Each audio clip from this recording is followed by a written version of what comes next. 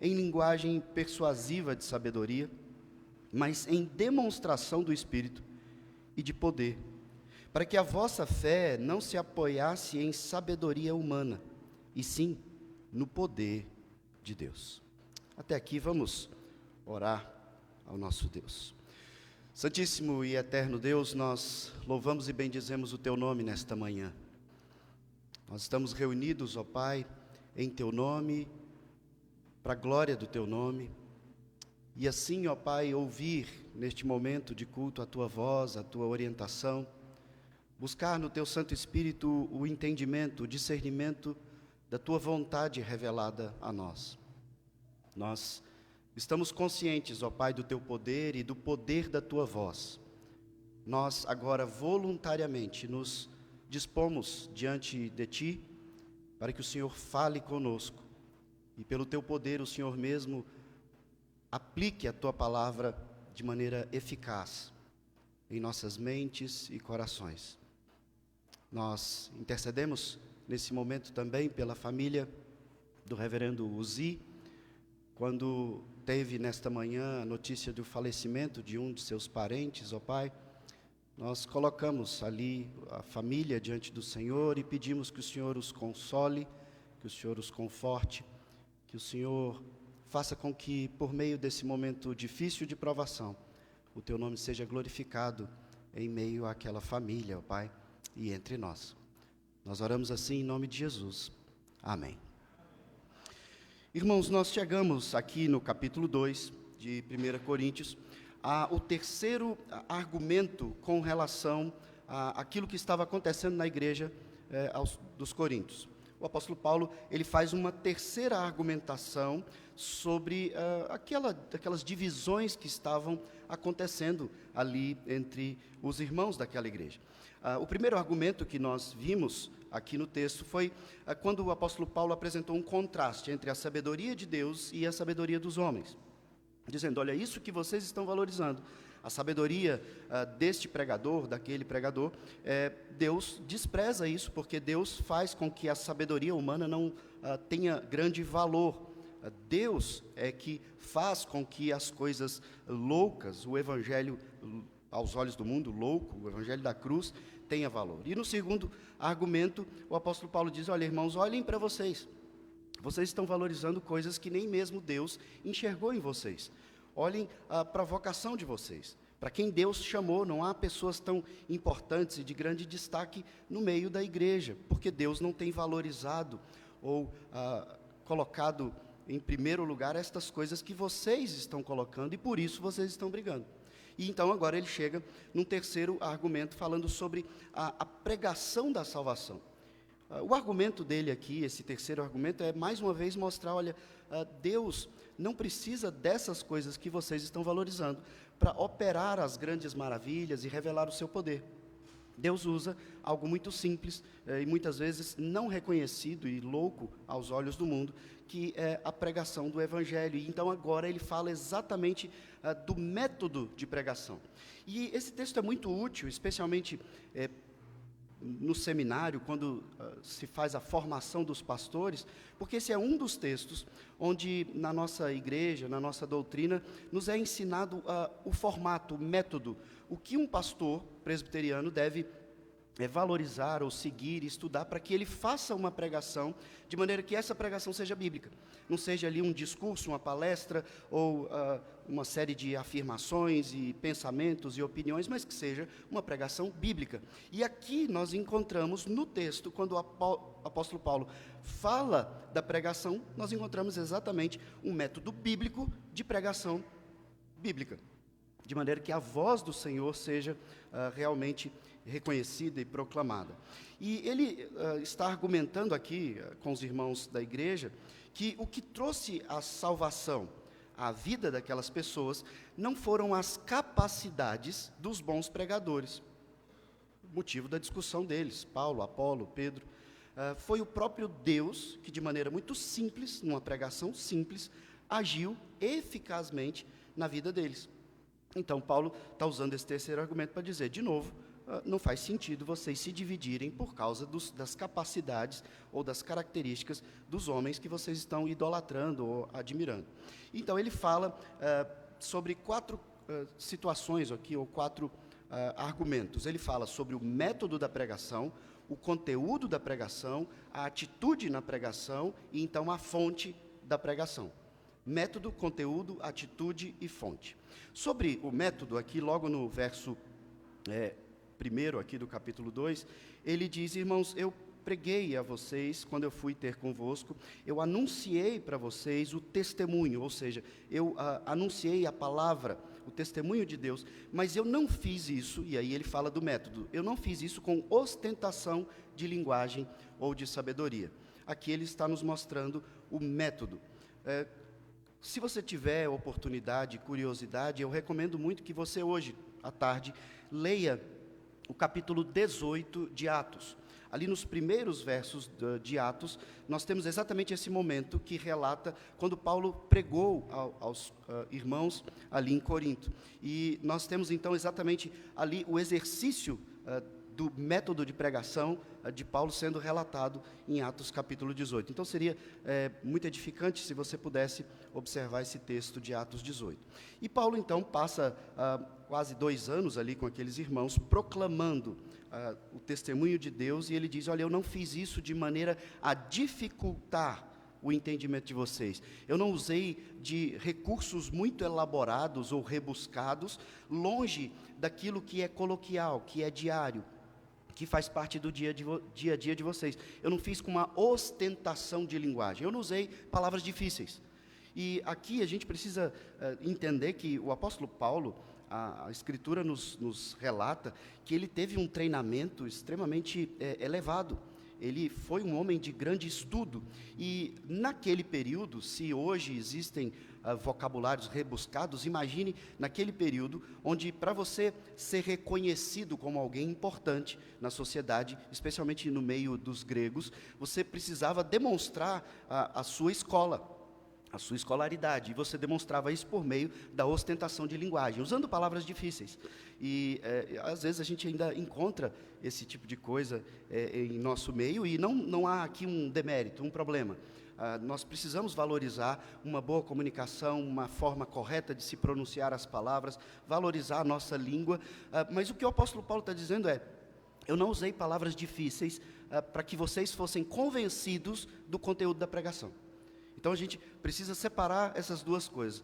Nós não devemos desvalorizar a forma rebuscada da língua, da comunicação. Não é esse o propósito. Ainda mais em nossos dias, onde o WhatsApp tem prejudicado a nossa língua em muito, porque nós estamos escrevendo as coisas todas abreviadas, de maneira errada, porque o nosso propósito é comunicar algo da forma mais preguiçosa possível, mais rápida possível. E, às vezes, até no áudio, a gente fala de forma muito errada, não conjuga os verbos.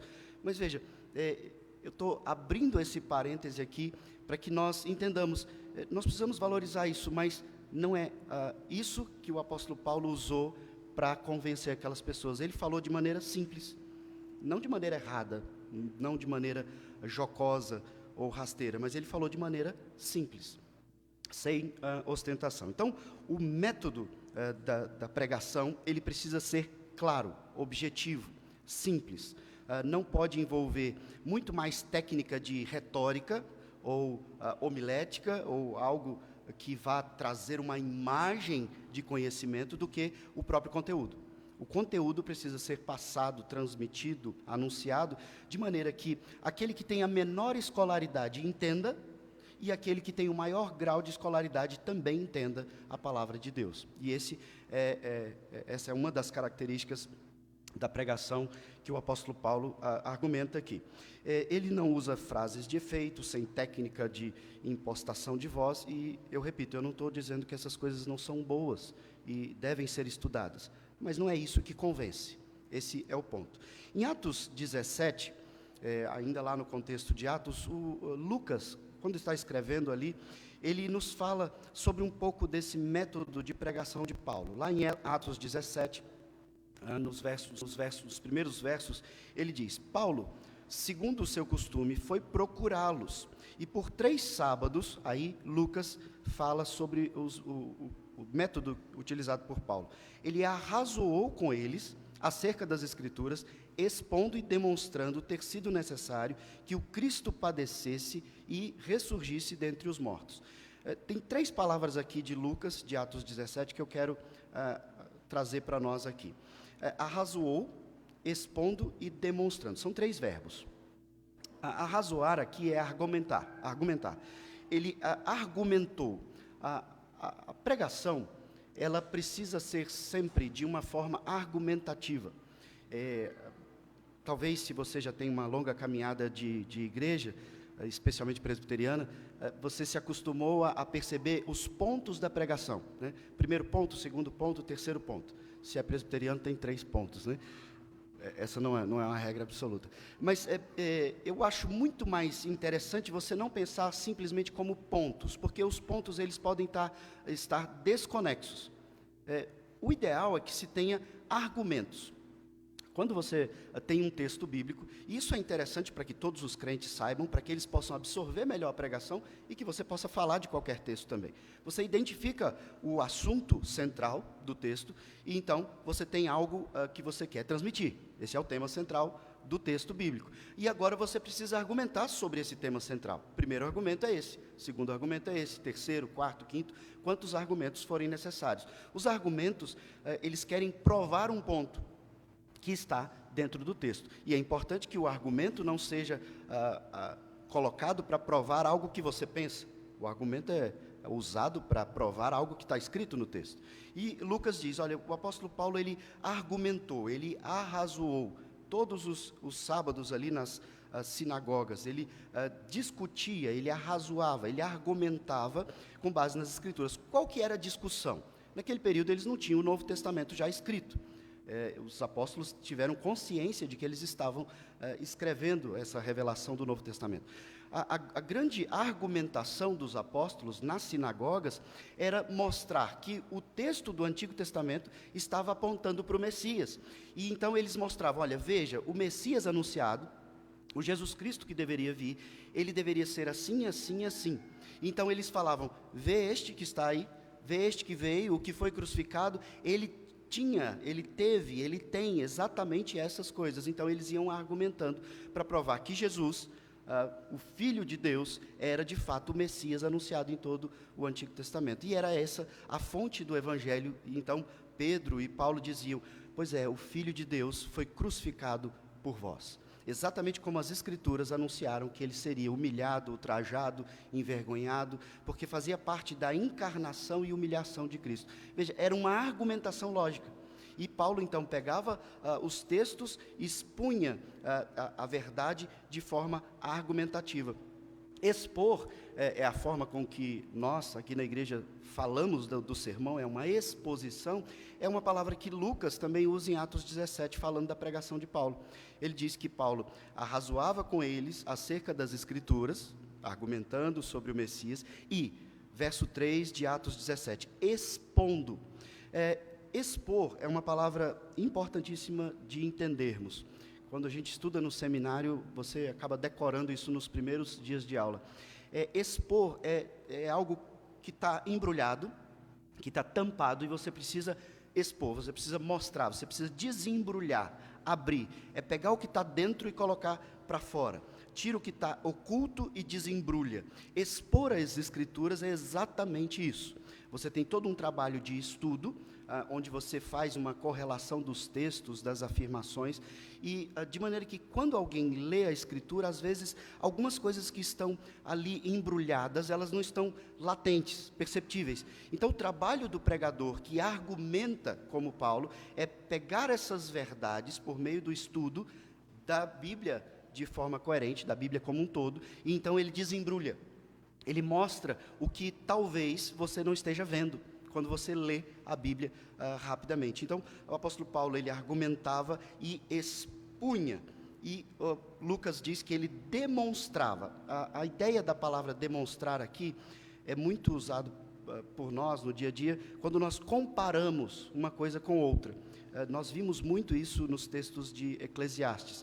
é melhor isso do que aquilo, antes isso do que aquilo. O apóstolo Paulo, ele fala, olha, não faça isso, isso ou aquilo, antes faça isso, aquilo, outro. Ele demonstra, ele ilustra, aplicando o conteúdo. Ele coloca as coisas lado a lado para que você veja o caminho certo e o caminho errado. Ele coloca o Antigo Testamento em paralelo com o que Cristo fez, para que as pessoas então percebam, esse é o Cristo, esse é o Messias anunciado. O apóstolo Paulo então estava demonstrando. Ele pega textos como de Isaías 53, como dos Salmos, que falavam sobre o Messias. O Salmo de número 2, o Salmo de número 4, o Salmo, tantos textos que anunciavam, e ele então dizia, esse é o Cristo anunciado, esse é o Filho de Deus, que encarnou e que vocês crucificaram. E daquela maneira ele argumentava, expunha e demonstrava. Esse era o método de pregação do apóstolo Paulo. A pregação hoje, então, de maneira bíblica, ela precisa conter essas características. Primeiro, eu não posso chegar aqui e fazer uma palestra motivacional sobre coisas que eu, Diogo, aprendi ao longo da vida e acho que vocês vão ser transformados se vocês colocarem em prática. Não é essa a ideia da pregação. A ideia da pregação, o método é argumentar sobre as Escrituras, expor as Escrituras e então fazer uma demonstração, uma comparação e aplicação dessa Escritura. Isso é uma pregação bíblica, esse é um método de pregação bíblico. Se não tiver essas características, são falatórios e opiniões e pensamentos que às vezes são válidos, mas não são pregação da voz viva, como nós lemos no Salmo 29. A voz do Senhor é que é poderosa. O apóstolo Paulo, então, fala aqui também sobre o conteúdo. Ele diz que não fez com ostentação de linguagem ou com sabedoria, mas então ele fala do conteúdo. Porque verso 2, porque decidi nada saber entre vós, senão a Jesus Cristo e este crucificado. Eu voltei ao texto de Coríntios, estou no verso 2 do capítulo 2. Qual era o conteúdo da pregação de Paulo? Nós já vimos o método, o conteúdo é muito objetivo, Cristo. Mas só Cristo, ele diz, Cristo e este crucificado. É fundamental que a cruz de Cristo seja anunciada. E não é meramente a cruz, um símbolo cristão. O que aconteceu na cruz? Cristo, o Filho de Deus, ele encarnou, se fez homem, sendo 100% Deus, e ele então foi morto por vocês e por causa de vocês. Os homens mataram Cristo e por causa dos homens Cristo foi morto. E ele foi morto da forma mais humilhante que se existia e que tem conhecimento até hoje. Esse é o conteúdo da pregação. Portanto, irmãos, algo que precisa ficar claro na minha mente como pregador e na sua mente como crente que procura ouvir a palavra de maneira edificante. Toda pregação, repito, toda pregação precisa anunciar a Cristo. E isso tem um significado grandioso. Na nossa igreja, se nós tivermos o cuidado, ao longo da história, de termos pregações que contêm a mensagem de Cristo e este crucificado, todo sermão será evangelístico. Nós não vamos precisar fazer aqui na nossa igreja um culto evangelístico. E naquele culto pregar para as pessoas sobre o Evangelho de Cristo, porque Cristo precisa ser anunciado em toda pregação. Se ele é anunciado em toda pregação é evangelística. Toda a pregação, seja ela em Gênesis, Êxodo, Número, Levíticos, Deuteronômio, nós precisamos entender que toda a Escritura está apontando para Cristo. E é isso que Paulo está falando, esse é o conteúdo. Eu posso pegar qualquer texto do Antigo Testamento, e eu relembro vocês, quando Paulo prega aos Coríntios, não tem Novo Testamento. Ele está pregando Cristo e este crucificado por meio dos textos do Antigo Testamento. Algo que precisa envolver o esforço de quem prepara qualquer pregação.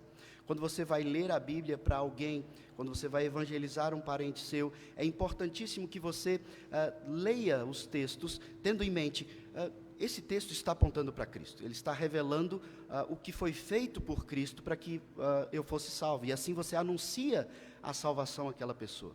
Eu disse já várias vezes aqui que nas igrejas, às vezes, nós caímos num erro grosseiro, especialmente quando nós queremos contar as histórias da Bíblia para as crianças. Nós contamos as histórias sobre Davi, e o herói da história é Davi, mas o herói da história não é Davi. O herói da história é Cristo. Davi aponta para Cristo. Cristo venceu o grande problema e o grande inimigo na cruz. Ele eliminou o gigante do pecado. Jonas, também uma história, e nós contamos para as crianças que Jonas ficou na barriga do peixe, de um grande peixe, e Jonas então foi salvo. A história não é sobre Jonas, a história não é sobre Sansão, a história é sobre Cristo, é sempre sobre Cristo. E nós precisamos então fazer esse apontamento, lógico, sem forçar. Os textos, eles estão dizendo o que eles estão dizendo, eu não preciso forçar um apontamento para Cristo. Eu preciso entender o objetivo da história, que certamente aponta para Cristo. Nem tudo do Antigo Testamento é um tipo de Cristo, é uma sombra de Cristo, não é isso que eu estou querendo dizer. Mas toda a Escritura aponta para a obra redentora, salvadora de Cristo. Por isso que Paulo diz, o conteúdo da pregação, irmãos, é Cristo e este crucificado. Sem Cristo crucificado, não tem salvação, não tem evangelho. Cristo, então, precisa ser o conteúdo dessa pregação, dessa exposição, dessa argumentação. E Paulo diz, olha, eu tenho um objetivo, e é fazer com que vocês conheçam a obra dele. Ele já veio, e ele foi crucificado para que você confesse a ele e viva nele, seja unido como igreja nele. Terceiro, qual era a atitude da pregação de Paulo? Verso 3 de 1 Coríntios capítulo 2. Ele diz, e foi em fraqueza, temor e grande tremor que eu estive entre vós. Aqui, irmãos, é algo que eu experimento todas as semanas. Eu não sei se você já tinha parado para pensar nisso, às vezes eu converso isso com a minha esposa. Às vezes vocês me veem aqui pregando, e eu faço isso todo domingo, e estou sempre aqui, aí você fala, o Diogo faz isso com a naturalidade, às vezes com facilidade. Nunca é fácil, nunca é fácil. Sempre envolve dificuldade, consciência de incapacidade, nervosismo, especialmente porque eu não estou vindo aqui para falar sobre um assunto qualquer. Eu estou aqui com todo o peso da responsabilidade de anunciar para vocês, em nome de Deus, a palavra de Deus. E veja, se você já leu a Bíblia, você sabe que Deus fulminou algumas pessoas que deturparam a sua palavra. Deus matou instantaneamente pessoas que blasfemaram, enganaram, fizeram um culto errado. E é uma responsabilidade muito grande. O Criador de todas as coisas traz a sua palavra de forma revelada, chama alguns homens para expor essa palavra. E a responsabilidade, então, envolve todo o medo do mundo. Porque, ai de mim, se eu estiver deturpando, manipulando, forçando a palavra do Deus vivo, que tem todo o zelo com o seu nome, que esse momento envolve, tem todo o zelo com a palavra dele. É como um menino de recados mudar o recado que o pai mandou ele levar ali no vizinho. Se eu mudo esse recado, eu estou anunciando uma mensagem que Deus não mandou anunciar. Isso então envolve temor, e muito tremor. Várias vezes já tive sintomas ruins, dor de cabeça, dor de barriga, insegurança. E aí você pensa, não, mas quando você tiver assim, já com 45 anos de ministério, 50 anos, isso vai passar. Irmãos, isso nunca vai passar. Isso nunca vai passar. Eu não sei quem de vocês aqui teve dificuldades para apresentar trabalhos na escola, fazer palestras, falar em público de alguma maneira. Agora imagina que você, às vezes, se prepara para isso. E quando você chega lá, você fala o que você não queria ter falado, e você deixa de falar o que você deveria ter falado, e você sai de lá um tanto arrasado. É assim que eu saio daqui todo dia, todo domingo. A sensação de que eu não falei o que eu tinha que ter falado, e a sensação de que eu falei coisas que eu não deveria ter falado, e envolve essa fraqueza. Agora entenda, eu estou falando isso para vocês, porque o apóstolo Paulo também está falando isso, e não quer dizer que ele ia desistir, ele ia abandonar. É necessário que envolva essa fraqueza. Ele diz, eu fiz isso em fraqueza. E veja, vamos lembrar do argumento. As pessoas estão idolatrando homens. E Paulo diz, eu não tenho força nenhuma para fazer isso. Quando Paulo fala isso, ele não está esquecendo toda a sua formação acadêmica e toda a sua capacidade de argumentação que era própria do apóstolo Paulo. Um homem inteligentíssimo. Mas ele diz, quando se trata da palavra de Deus, eu não sou nada. Eu faço isso na mais absoluta fraqueza do que eu sou. Tem homens que eu tive que estudar, e essas coisas me marcam muito. Jonathan Edwards, e vários outros, eu não vou ficar aqui citando muitos nomes, mas vários pregadores que Deus usou poderosamente para anunciar a sua palavra, eles não tinham técnica nenhuma. Muitos deles, como esse que eu citei o nome, era um homem fraco, com a visão ruim, que estudava para expor o texto, escrevia, e muitas vezes em pedaços de papéis já usados, e ele, com a cabeça baixa, diante da igreja, lia o que ele tinha preparado. E várias pessoas eram convertidas. Homens fracos, corcunda, doente, lendo, sem muitas técnicas, e Deus operou grandes maravilhas. Com isso eu quero dizer que eu não vou me esforçar para fazer uma boa apresentação e entrega do sermão. Não, não é isso que eu estou querendo dizer. Não é isso que Paulo está falando que precisa ser feito. O argumento não depende da sua força, não depende da sua capacidade, não depende do quanto o Diogo vai para lá ou vai para cá, mexe os braços e argumenta. Depende do querer de Deus, do agir de Deus e, fundamentalmente, da fidelidade do pregador à palavra de Deus. Enquanto ele é fiel, é a palavra de Deus que está sendo exposta, o poder está na palavra, e não no pregador. Existem pregadores muito bons, com grandes capacidades, com uma facilidade de comunicação muito grande, isso é muito bom, isso não é ruim. Existem outros que usam de poesia na argumentação, existem vários estilos, mas o grande foco da verdadeira pregação, o conteúdo, a atitude é um pregador pequeno, fraco, que teme e treme diante do poder e da grandeza da palavra do Senhor. Wiersbe, comentando sobre esse texto, ele diz que em certa igreja, atrás do púlpito ficava um grande vitral, onde era retratado ali a imagem de Cristo na cruz, carregando a cruz. E o pregador daquela igreja era um homem grande, mas um dia ele chamou um outro pregador bem pequenininho, bem franzino, e esse pregador então ali anunciando, permitiu com que as pessoas vissem mais o vitral que ficava atrás. E uma criancinha pergunta para a mãe: mãe, cadê aquele homem que tampa a Cristo? E a ilustração dele traz um significado. O pregador não pode tampar a Cristo, ele não pode obstruir a visão de Cristo. Ele precisa ser tão pequeno e tão fraco que o que precisa ser visto é Cristo. E aí a gente poderia pensar, raciocinar aqui sobre vestimenta, sobre postura, sobre coisas que chamam mais atenção do que o próprio texto. Isso não pode acontecer na pregação.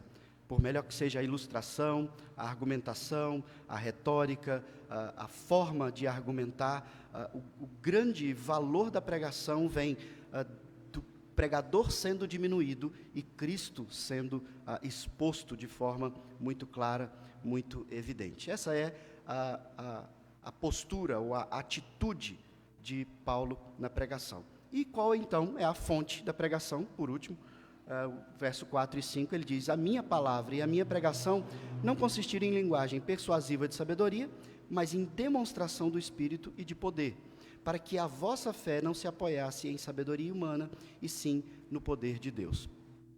Aqui ele fala da fonte da pregação. De alguma maneira, isso já foi anunciado em cada um dos pontos. A fonte é sempre Deus. não pode ser a ideia humana, o argumento humano, a sabedoria humana. E Paulo diz, eu não usei ostentação de linguagem, eu não demonstrei os meus diplomas, o meu conhecimento, eu decidi nada saber entre vós para que Cristo fosse visto e não o meu conhecimento. Eu fiz isso em fraqueza, temor e tremor. Eu não fiz com linguagem persuasiva, ou seja, eu não fiquei tentando manipular e convencer vocês de uma forma que a minha sabedoria fosse exaltada. Eu não fiz nada disso.